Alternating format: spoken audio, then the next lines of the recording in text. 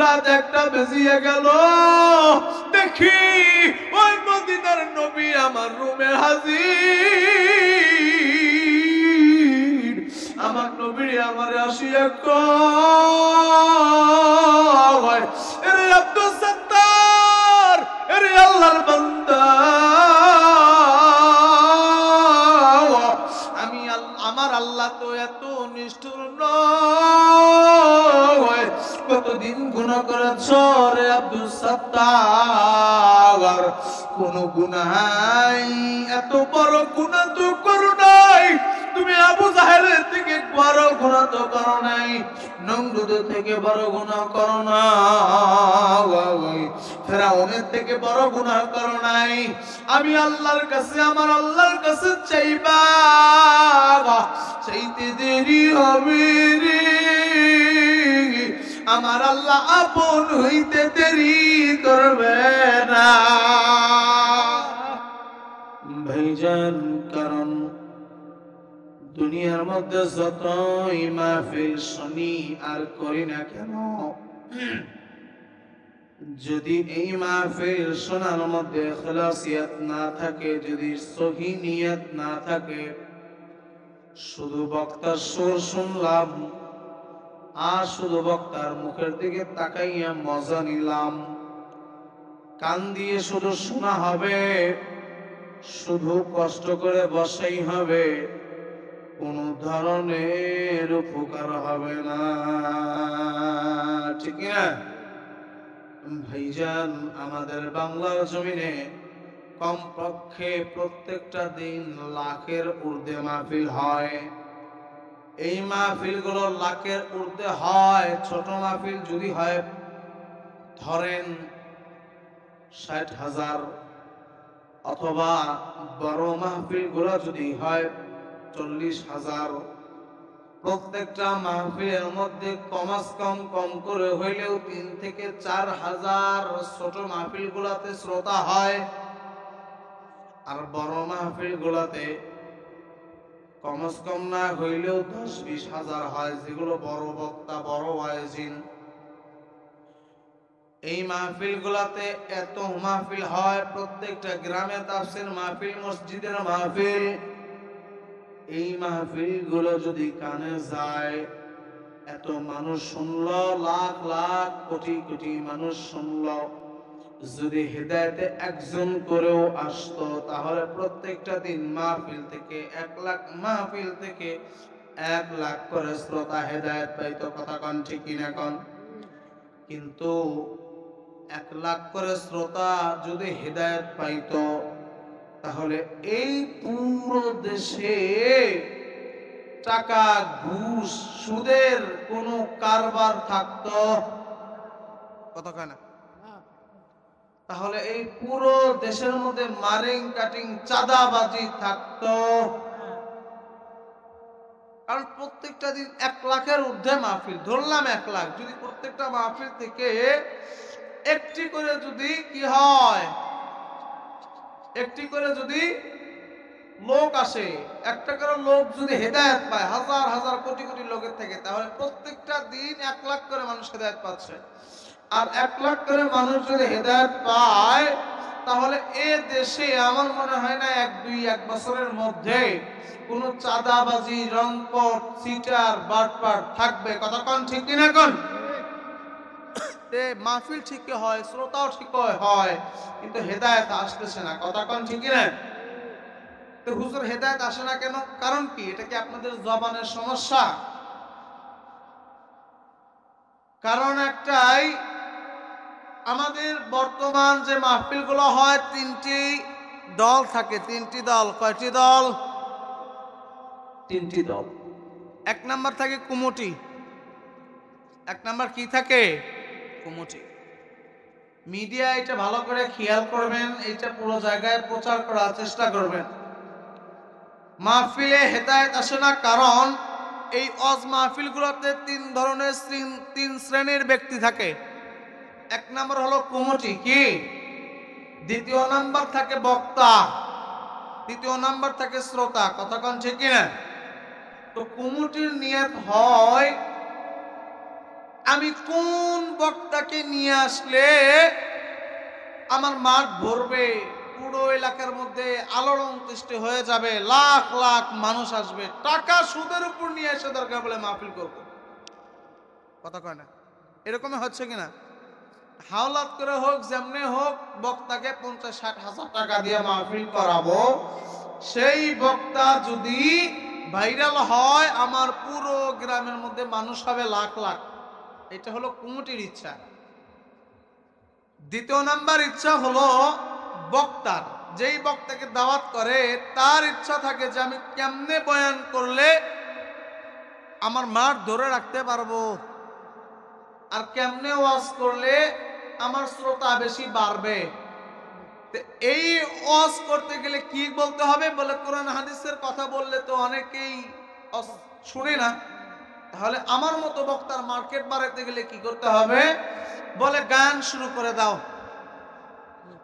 ভণ্ডামি, গান, এই সমস্ত দিয়েই মাহফিল কাটায় দেয়। শ্রোতাও খুশি, বক্তাও খুশি। আর শ্রোতারও অমনি নিয়াত, কোন বক্তা গান গায়, কোন বক্তা পাগলামি করে তার রস শুনবো, কেটা একটু হাসায় বেশি তার রস শুনবো। এই তিনটো ব্যক্তির নিয়াত সহি নয়। এক নাম্বার কমিটির নিয়াত সহি নয়, দ্বিতীয় নাম্বার বক্তার নিয়াত সহি নয়, তৃতীয় নাম্বার শ্রোতার নিয়াত সহি নয়। এই তিনটা ব্যক্তির যদি নিয়াত সহি না হয়, এমন মাহফিল যদি প্রত্যেকটা দিন 14টা করে হয়, হেদায়েত পাবে? কথা কয় না? পাবে। তাহলে সর্বপ্রথম আমাদের কি ঠিক করতে হবে? নিয়ত। কথা বলেন, নিয়ত। ইন্নামাল আমালু বিন্নিয়াত। কারণ নিয়ত ছাড়া কোনো কিছুই মানুষ করতে পারে। আপনি বাজারে যাচ্ছেন, আপনার নিয়ত আমি বাজার করব। এই যে মাহফিলে এসেছেন, আপনার নিয়ত হলো আমি মাহফিল শুনবো। নিয়ত ছাড়া যেই মানুষ চলে সে একমাত্র পাগল। পাগলের হলো কথা যে সারাদিন চলতেছে, কোন দিকে যাবে সে নিজেও। তার মানে নিয়ত ছাড়া যেই মানুষটা চলে সে সাধারণ মস্তিষ্কের মানুষ হতে পারে।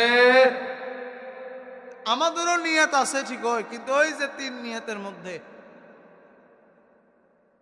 গান গাবে কোন বক্তা তার রস শুনি, হাসাই কোন বক্তা তার রস শুনি, মজা নেওয়ার জন্য। বক্তাও অমনি। তো প্রথম নাম্বার আমাদের নিয়তকে সহি করি। একমাত্র নিয়ত হলো আল্লাহ এবং আল্লাহ রাসূলকে খুশি করা এবং পাওয়া। কথা কন? কিন্তু মালিক তো ঠিকই বলতেছেন, বান্দা আমি তোমার অতি নিকটে। আপনি বলবেন যে হুজুর আপনি বলতেছেন আল্লাহ এবং আল্লাহ নবীকে পাওয়ার জন্য, পাইবো কেমনে? আল্লাহ কোথায়? আমরা তো দেখি না। মালিক বলেন, মালিক বলেন বান্দারে শোনো, আমি আল্লাহরে পাইতে চাও, ইন্ডিয়ায় যাওয়া লাগবে না, অন্য কোন জায়গায় যাওয়া লাগবে না। وَإِذَا سَأَلَكَ عِبَادِي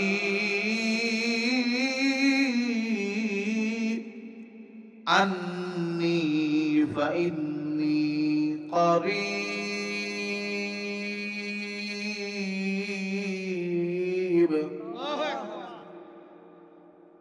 বান্দা আমি আল্লাহকে পেতে চাও, কোথায় পাইবা?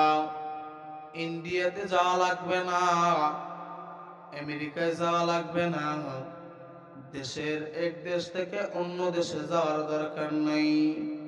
وَإِذَا سَأَلَكَ عِبَادِي عَنِّي فَإِنِّي قَرِيبٌ।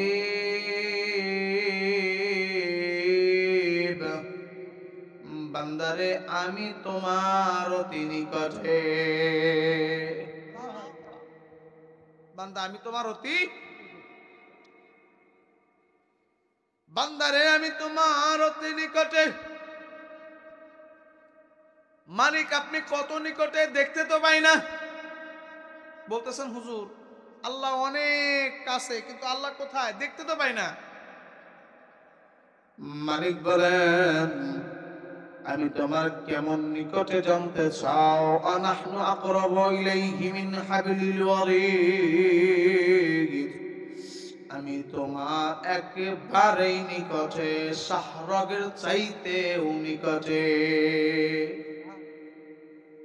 ভাইজান, বান্দার একটা রগ আছে ঘাড়ের মধ্যে। কিসের মধ্যে? বৈজ্ঞানিক একটা রিসার্চের মাধ্যমে পাওয়া গেল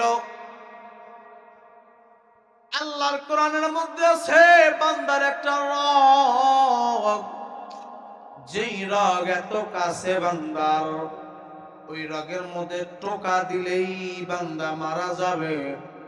ওই রোগটা কোন রোগ? রিসার্চ করে জানতে পাওয়া যায় বান্দার ঘাড়ের কাছে রগটা আছে। কার কাছে? ঘাড়ের কাছে রগ। দেখবেন মানুষকে থাপড় দেয়, অনেক সময় শোনা যায় একটা থাপড় দিয়ে মানুষ মারা গেছে, শোনা যায় কিনা? অনেক সময় শোনা যায় ঢেল দিয়ে লাগছে মানুষ মারা গেছে, অনেক সময় শোনা যায় পড়ে গেছে মানুষ মারা গেছে, শোনা যায় না? এই রগটা হলো শাহরগ, যে রগ বান্দার অতি নিকটে। এই রগের মধ্যে টাচ লাগলে বান্দা কি হয়ে যায়? এই রগটা তাহলে কত নিকটে বান্দার, চিন্তা করেন কত নিকটে। মালিক বলেন বান্দারে আমি আল্লাহ ওই রগের চাইতেও নিকটে। আল্লাহ কি বলতেছেন? আমি আল্লাহ ওই রগের চাইতেও নিকটে। বলবেন হুজুর আল্লাহ যদি এতই নিকটে হয় তাহলে আমরা আল্লাহকে পাই না কেন, খুঁজতে পারি না কেন? মালিক বলেন আমি আল্লাহকে খোঁজার চক্ষু বানায় না।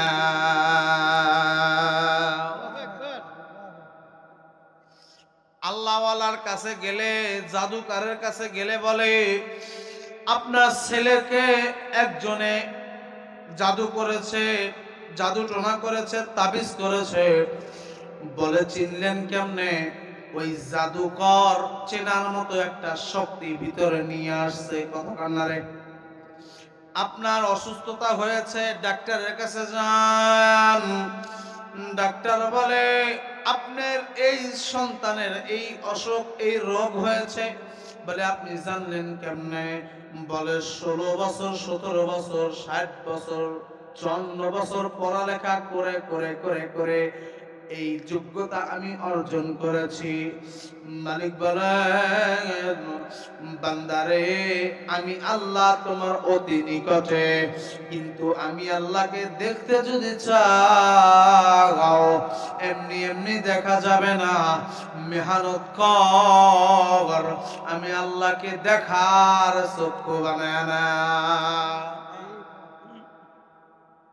আল্লাহকে দেখার মতো চোখ কি আমাদের এখন হয়েছে?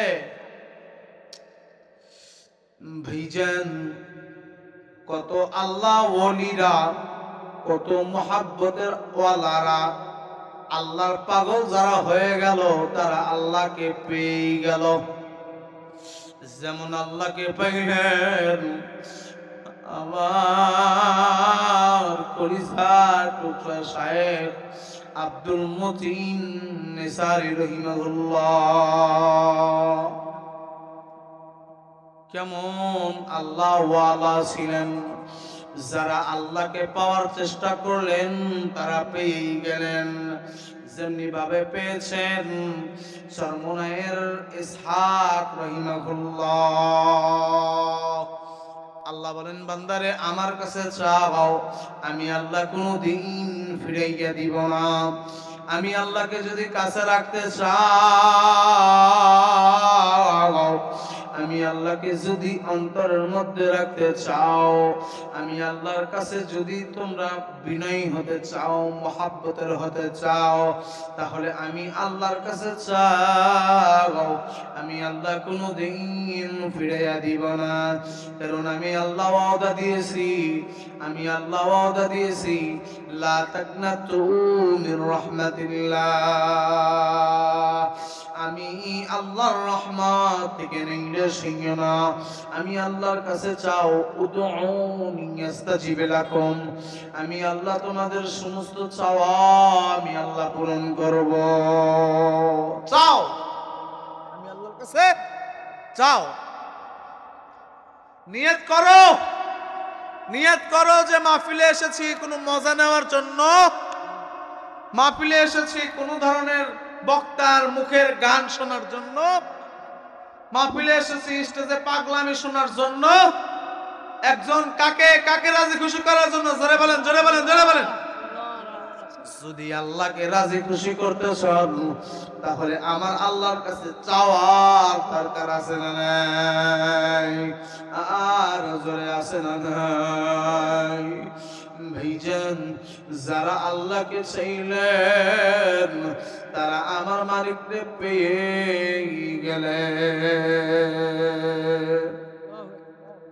ও আমার কলিজার ভাইরা, ও আমার মহব্বতের ভাইরা, আমি একদিন অনেক দিন আগে রসুলপুরে গিয়েছিলাম। রসুলপুরে গিয়েছেন অনেকেই আমি জানি। শ্রীকৃষ্ণপুরের মধ্যে আমার অনেক সালেক ভাইরা আছেন। গিয়েছিলাম, যাওয়ার পরে দেখি একজন মানুষ শুধু টুকরে টুকরে টুকরে টুকরে হাও মাও করে কান্না করতেছে। অন্য এক তাম্বুরের মধ্যে যাইয়া বললাম, বাবা জানি এটা কান্দার জায়গা, রসুলপুরে আসে মানুষ আল্লাহকেই পাওয়ার জন্য, কিন্তু আমি যেই দিন হলো এসেছি সেই দিন হলেই দেখি আপনি শুধু টুকরে টুকরে কান্দেন। আপনার এত কিসের গুনাহ, এত কিসের মহাব্বত, আপনি সারাটা সময় কান্দেন কেন? আমারে ডাক দিয়ে বলে, হুজুর আমি কান্দি কারণ আমি আল্লাহকে অনেক কাছে পেয়ে গেছি। সুবহানাল্লাহ কয় না রে? হুজুর আমি আল্লাহকে অনেক কাছে পেয়ে গেছি। সালাম। হ্যালো, আচ্ছা আওয়াজ শুনে কি বুঝতেছেন না যে আমি কোন জায়গায় আছি? আমি স্টেজের মধ্যে আছি রে ভাই।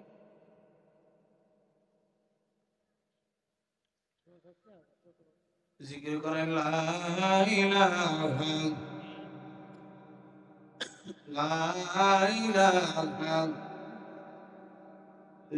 ইল্লাল্লাহু ইল্লাল্লাহ লা ইল্লাল্লাহ লা ইলাহা ইল্লাল্লাহু মুহাম্মাদুর রাসূলুল্লাহ।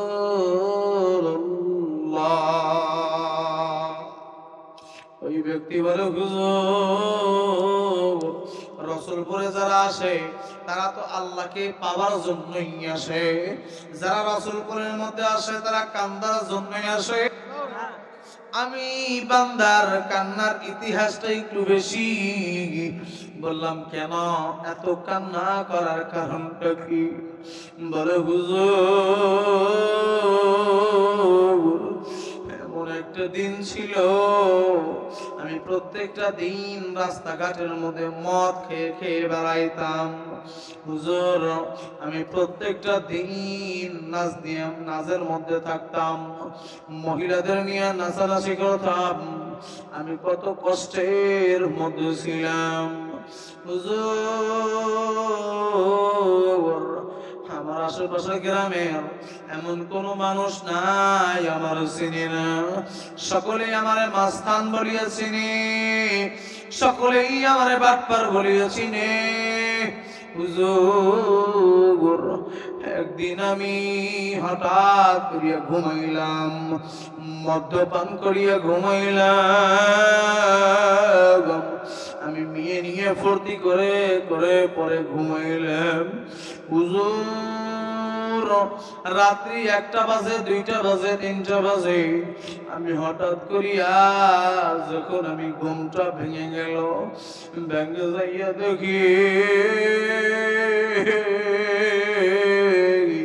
আমার হাত পা আর নড়াচড়া করে না, আমার হাত পা আর নড়াচড়া করে না। আচ্ছা বলেন তো, আমাদের যদি হাত পা নড়াচড়া না করে এইটাকে কোন রোগ বলে? প্যারালাইসিস, তাই না? হঠাৎ করে কিন্তু মানুষ আর মানে এক পাশে একদম কি হয়ে যায়, আবার কারো পুরো শরীরটাই অবশ হয়ে যায়। এটা কি বলে? এটা কি আস্তে আস্তে হয় নাকি হঠাৎ করে দেয়? হুজুর আমি প্যারালাইসিসের রোগী হইয়া গেলাম, হইয়া 1 দিন 2 দিন 3 দিন 4 দিন 5 দিন আমারে যারে কত কিছু করে, রোজার কাছে নিয়ে যায়, ডাক্তারের কাছে নিয়ে যায়, কবিরাজের কাছে নিয়ে যায়, ভালো হই না, চলতেও পারি না, হাঁটতেও পারি না। হুজুর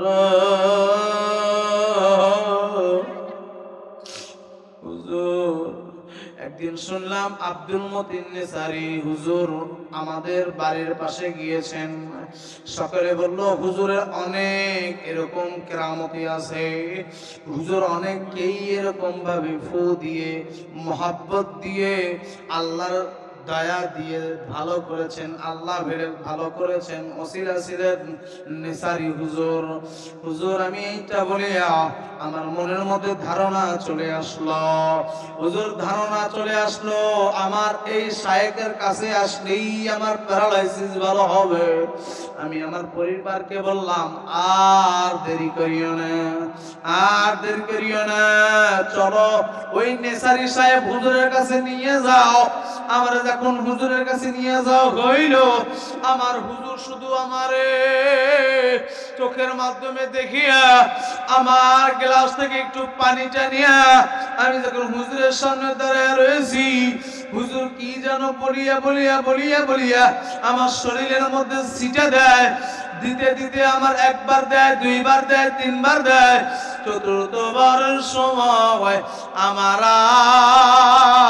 আর সমস্যা নয়। আমি দাঁড়াইয়া গেলাম, হাঁটা শুরু করিয়া দিলাম। ওই দিন থেকে মদ বন্ধ, গান বন্ধ, সব কিছু বন্ধ। আমি আমার নেসারি সাহেব হুজুরের পাগল হইয়া গেলাম। নেসারি সাহেব হুজুরের পাগল হইয়া আমি যখন বারে বার হুজুরের কাছে যাই, হুজুর শুধু বলে আমার পাগল হইয়া লাভ নাই, পাগল হও আল্লাহ,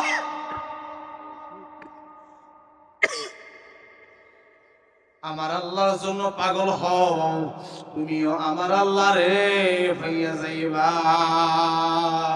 ও কলিজার ভাইরা, কত পীর সাহেবের সামনে মুরিদরা জান্নাতে যাবে, কত পীর সাহেবের সামনে মুরিদরা জান্নাতে যাইবে, আবার কত মুরিদদের সামনে পীর সাহেবরা জাহান্নামে যাইবে, আবার কত পীর সাহেব যাবে মুরিদদের সাথে করে নিয়েই যাবে। এমন মানুষের মুরিদ হও যে আমার আল্লাহ রে চিনাইয়া দেয়। হুজুর আমার প্যারালাইসিস ভালো হইয়া গেল, আমি হাঁটা চলা শুরু করিয়ে দিলাম। হুজুর টাকা পয়সার কারণে অনেক ঋণ, আমি চলতে পারি না, চলতে পারি না।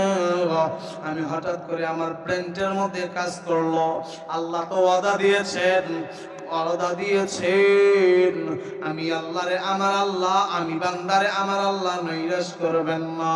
আমার আল্লাহ তো কথা দিয়েছেন উদউনি আস্তাজিব লাকুম, বান্দা আমার কাছে চাও আমি আল্লাহ ফিরে দিব না। হুজুর আমি আল্লাহর কাছে মাফ চাই, কত মদ খেয়েছি, কত গাঁজা খেয়েছি, কত নর নারী নিয়ে আমি চলাফেরা করেছি, কত গুনাহ করেছি।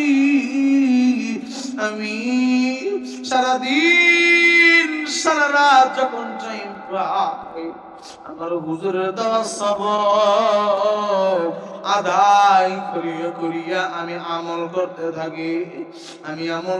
থাকি আর মাওলা পাকের কান্নায় জড়িত হইয়া যাই। মাওলা পাকের মহাব্বতে আমার চোখের অশ্রুগুলো ছেড়িয়া দেই। আমার একটা ইচ্ছা, আমার মালিক কেমনে আমার হবে রে, আমার মালিক কেমনে আমার হবে, আমার মালিক আমার কেমনে মনের মধ্যে আসবে, আমি কেমনে আমার মালিকের মহাব্বতে ঢুকিয়া যাব। এইটা বলিয়া বলিয়া যখন আমি আমার মালিকের কাছে যখন চোখের পানি ফালাইলাম, চোখের পানি ফালাইলাম, ফালাইয়া যখন আমি মালিকের কাছে কাঁদি, রাত একটা বেজিয়ে গেল, দেখি ওই মদিনার নবী আমার রুমে হাজির। আমার নবী আমার আসিয়া কয়,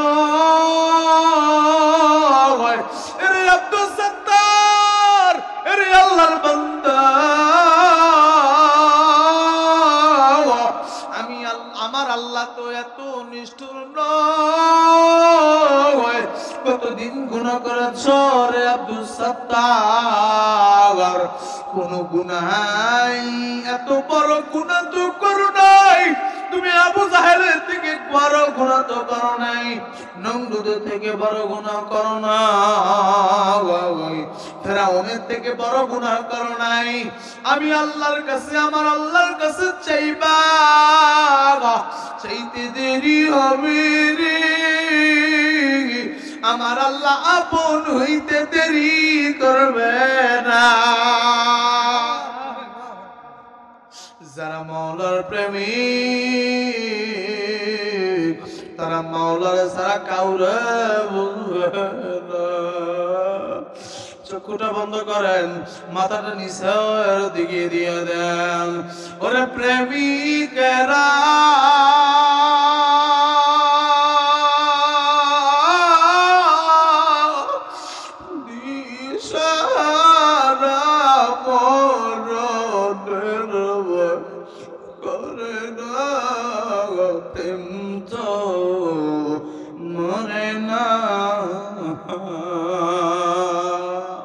ওরে প্রেমিকরা,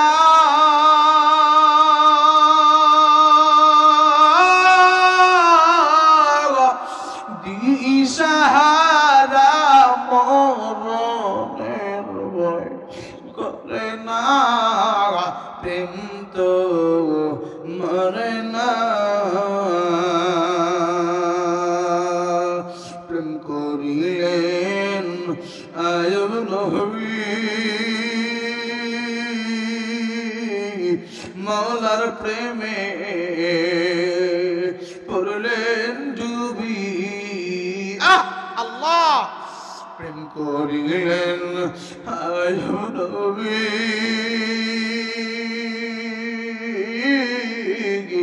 মাওলার প্রেমে গেলেন ডুবি গো। ওরে পোকার খাবার হইল নবী, ওরে পোকার খাবার হইল নবী, ও মাওলার প্রেম ভুলিলেন না, প্রেম তো মরে না।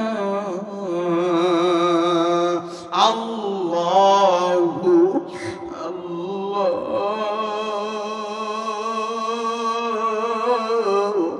মাথা নিচের দিকে দেন, আর 2টা মিনিট কথা বলবো। আরে আমার কোন আল্লাহ, কোন মাওলার মহব্বতে পড়িয়ে গেলাম।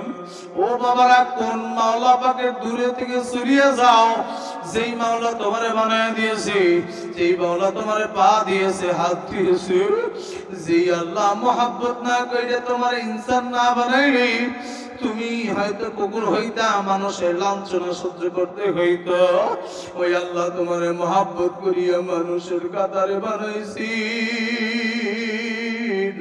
ওই আল্লাহরে ভুলিও না। একটু জোরে করিয়া ডাক দেন আল্লাহু বলেন বলেন বলেন বলেন আল্লাহু আল্লাহু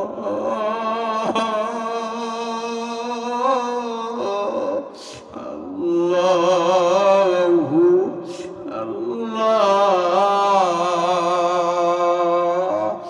আল্লাহু